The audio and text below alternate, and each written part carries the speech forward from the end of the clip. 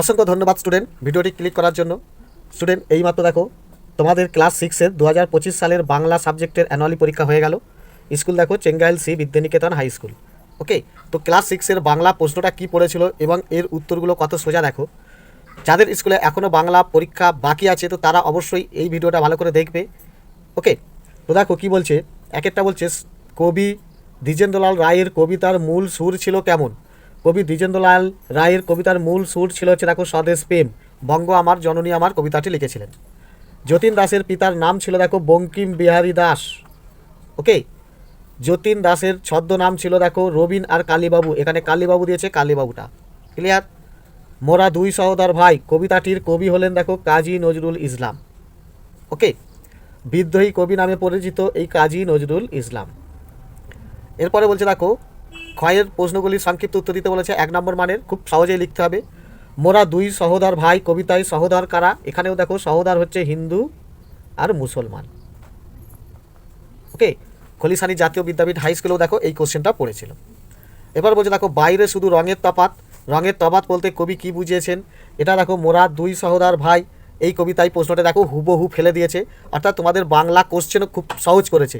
দেখো দেখো এই যে কোশ্চেনটা দেখতে পাচ্ছ, এই কোশ্চেনটা দেখো হুবহু ফেলে দিয়েছে। আশা করি সুন্দরভাবে পরীক্ষায় লিখে এসেছো।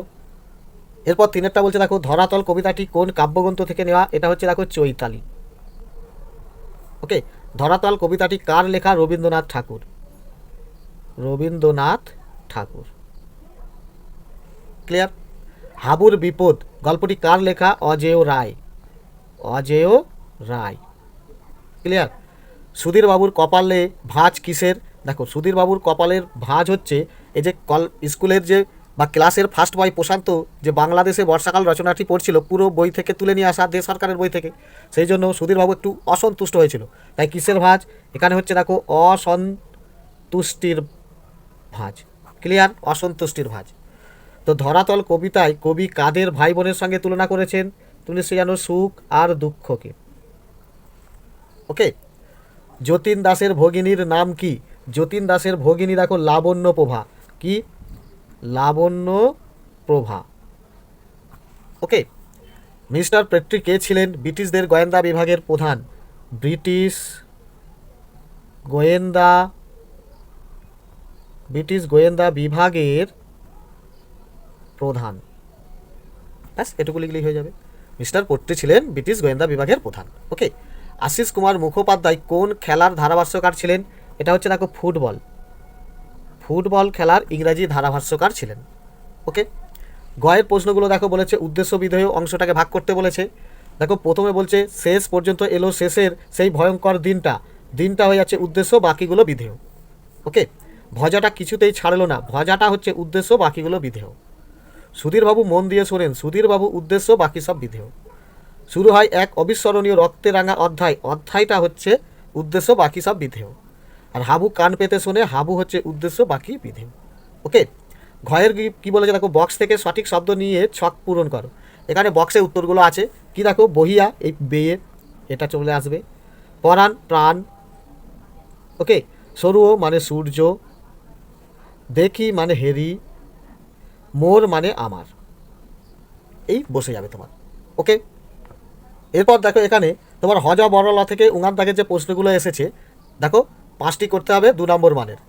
ব্যাকরণ সিং এর ভাইয়ের অকাল মৃত্যু কিভাবে হয়েছিল, নিশ্চয়ই জানো সাবান খেয়ে ফেলেছিল, তাই তার অকাল মৃত্যু হয়েছিল। মানহানির মোকদ্দমা এই কথাটি কে বলেছিল, এটা বলেছিল কোলা ব্যাং। ওকে, এরপর 3-টা কি বলছে দেখো মজারু বলে কোনো একটা কথা হয় না, উক্তিটি কার। দেখো এই উক্তিটি হচ্ছে সুকুমার রায়, লেখক সুকুমার রায় নিশ্চয়ই জানো। আর এর উত্তরে নেড়া কি বলেছিল, এটা তুমি জানতে গেলে তোমার বইয়ের 31 পাতায় দেখো, হজর ল বইয়ের 31 পাতা দেখো। এখানে দেখো আছে মজারু বলে কোনো একটা কথা হয় না, তাহলে কে বলেছিল, এখানে লেখক বলেছিল। নেড়া তখন কি উত্তর বলেছিল, যে কেন হবে না, আলবাত হবে, সজারু কাঙ্গারু দেবদারু সব হতে পারে, মজারু হবে না কেন। ওকে, এই লাইনটা তোমাকে তুলতে হবে। ক্লিয়ার। এরপরে দেখো 4 নম্বর বলছে কচুর প্রকারভেদগুলি লেখো। এটা দেখো তোমার বইয়ের 34 পাতায় আছে, গল্প বইয়ে দেখো। এই যে কচুর অনেকগুলো প্রকারভেদ দেখো, মান কচু, ওল কচু, কান্দা কচু, মুখী কচু, পানি কচু, শঙ্খ কচু, এইগুলো তোমাকে তুলতে হবে। এরপর কি বলছে দেখো, হিজি বীজ বীজ এর সকাল ও বিকেলবেলায় কি নাম হয়, এটিও দেখো 41 পাতায়। দেখো এখানে দেখতে পাচ্ছ হিজি বীজ বীজ, এর দেখো সকালে নাম থাকে আলু নারকোল, আর বিকেল হলেই নাম হয়ে যায় রাম তাড়ু। এরপরে দেখো 6টা কি বলেছে, মোকদ্দমার রায় কি হয়েছিল, তুমি এটাও 45 পাতায় আছে। দেখো 3 মাসের জেল আর 7 দিনের ফাঁসি হয়েছিল। ক্লিয়ার? এরপরে দেখো এই চয়ের দাগের প্রশ্নগুলোতে কিছু বলার নেই, এগুলো পুরো হুবহু প্রতিটা কবিতা এবং গদ্যের যেগুলো তোমাদের পরীক্ষায় আসবে বলেছিল সেই কবিতা এবং গদ্যের অনুশীলনীর প্রশ্ন থেকে হুবহু তুলে দিয়েছে। খুবই ইজি, প্রতিটা দেখো 3 নম্বর মানের। আশা করি এখানে 7টির একটিও তুমি বাদ দিওনি। ওকে, অর্থাৎ তোমাকে যদি এখানে 8টা কোশ্চেন দিচ্ছে 8টাই লিখতে বলতো তোমার কাছে সহজ। দেখো বঙ্গ আমার জননী আমার কবিতার মায়ের মেয়ের বেশ মলিন রুক্ষ কেন, বঙ্গ আমার জননী আমার থেকে এসেছে। এখানেও দেখো বঙ্গ আমার জননীর দুঃখ দৈন্য লজ্জা কীভাবে দূর হয়, তাহলে কোন বঙ্গ আমার জননী আমার কবিতা থেকে এসেছে। এটাও দেখো জেলে যতীন দাসের পাশে স্লেট পেন্সিল রাখা হয়েছিল কেন, এই কোশ্চেনটা দেখো শহীদ যতীন দাস এই গল্প থেকে আছে। প্রত্যেকটা দেখো অনুশীলনীর প্রশ্নতে এই প্রশ্নগুলি আছে। যতীন দাসের সহযোদ্ধারা পথ অবরোধ করে শুয়েছিল কেন, এটাও দেখো যতীন দাস গল্পেই আছে। ধরাতল কবিতায় কবির পরিকল্পনায় নৌকোযাত্রায় কী কী দৃশ্য দেখেছিল, ধরাতল কবিতার প্রশ্নটা তুলে দিয়েছে। হাবুর চোখে স্কুলের ভেতরে কোন ছবি ধরা পড়ে, দেখো হাবুর বিপদ গল্পের এই কোশ্চেনটা তুলে দিয়েছে। এইটাই সুধীরবাবুর মেথড, এটাও দেখো হাবুর বিপদ গল্পের এই প্রশ্নটা তুলে দিয়েছে। ধন্য আমরা, আমরা কখন নিজেদের ধন্য বলে মনে করতে পারি, এটাও দেখো বঙ্গ আমার জননী আমার কবিতা থেকে তুলে দিয়েছি। ঠিক আছে, তাহলে প্রত্যেকটাই খুবই সহজ। এবারে দেখো এখানে 6টা কি বলেছে, পদান্তর করতে বলেছে 4 নম্বর। অংশটা হবে দেখো আংশিক। ক্লিয়ার? ঐতিহাসিক এটা হবে ইতিহাস, গ্রাম এইটা হবে গ্রাম্য, আর উৎসুক এইটা হবে দেখো উৎসুক্য। ক্লিয়ার? এরপরে দেখো 6টা বোধ পরীক্ষণ দিয়েছে, গল্পটা কি দেখো, সেই গল্প থেকে প্রশ্ন তুলেছে। গল্প দেখো, স্বামী বিবেকানন্দের ছেলেবেলার ডাক নাম ছিল বিলে, কত অদ্ভুত খেলাই না আসতো বিলের মাথায়। তার বাবা বিশ্বনাথ দত্তের বৈঠকখানায় তখন আসতেন নানা রকমের মক্কেল, তাদের মধ্যে একজন ছিলেন বুড়ো মুসলমান। এই বুড়ো মানুষটি বিলেকে বড় ভালোবাসতেন, বিলেরও লোকটিকে বড় পছন্দ ছিল। তার কারণও ছিল লোকটির বাড়ি ছিল আফগানিস্তানে, সেখান থেকে তার পাহাড়ি বনে উটের পিঠে বা ঘোড়ার পিঠে করে আসেন ভারতবর্ষে ব্যবসা করতে। তারই নিত্য নতুন গল্প করতেন লোকটি বালক বিলের কাছে অর্থাৎ স্বামী বিবেকানন্দের কাছে। বিলে বসে বসে শুনতো আর ভাবতো বসে সেই সব দূর দেশ আর দুর্গম পাহাড়ি পথের কথা। ওকে, এই গল্পটা তুলে দিয়েছে। ওকে, এই ধরনেরই ইংলিশে আসলে তাকে বলে আনসিন, তোমাদের বাংলায় এসেছে বোধ পরীক্ষণ। দেখো কোশ্চেন কি দিয়েছে, বিবেকানন্দের ডাক নাম ছিল বিলে, বুড়ো মুসলমানটির বাড়ি ছিল দেখো এখানে পেয়েছো আফগানিস্তানে, তাহলে এই আফগানিস্তানে, তাহলে দুটোই সঠিক টিক মেরে দিয়েছো, আশা করি 2 নম্বর পেয়ে যাবে, খুব সোজা। এরপরে দেখো এই প্রশ্নগুলি এক কথায় উত্তর দিতে বলেছে।